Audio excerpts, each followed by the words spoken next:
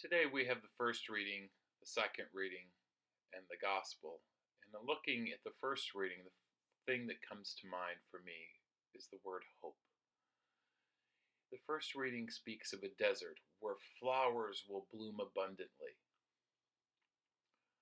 And what that means is that even though people may struggle and be parched in their lives, that they will have abundant blessings. The second reading deals with patience, and that we have to be patient and wait with our excitement for it to happen. And the third one talks about fulfillment, that knowing that it will happen. The Old Testament says that they waited and waited for God's promise to be fulfilled. And finally, Jesus came. He healed and saved us, and people were excited that it finally happened. That's fulfillment.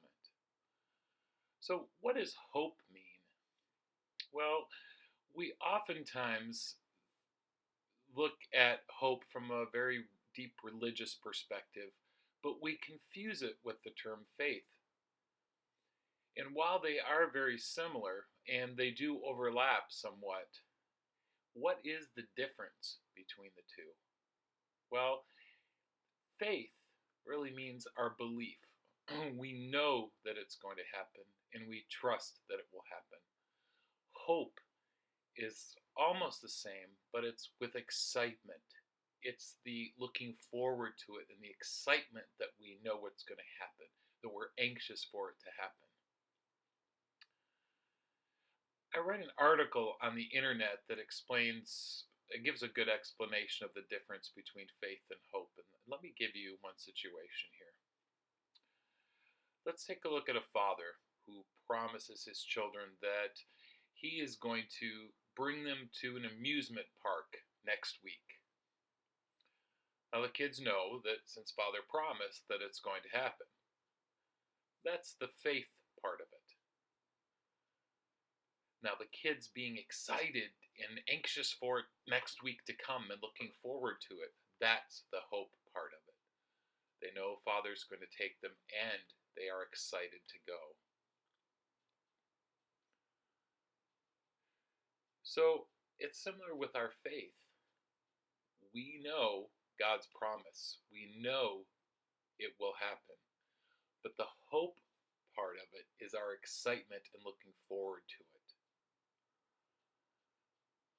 Now, suppose that father had promised to take those kids to the amusement park. The kids knew that was going to happen, but they showed no excitement, no looking forward to it, and didn't think anything of it. How would the father feel? He would wonder where their excitement is. That means, like with God's promise to us, that we have to show Him our excitement and our hope for it. But yet, often, I see so many Christians who have faith. They know what God's promises are, but they're so solemn. They have no excitement, no hope, or no looking forward to that promise. So maybe now we need to pray to God to help us have hope, that excitement, that wonder, looking forward to it, and that will touch God just the way that it would touch that father to see his kids being excited and full of hope to go to the amusement park. Thank you, and God bless you.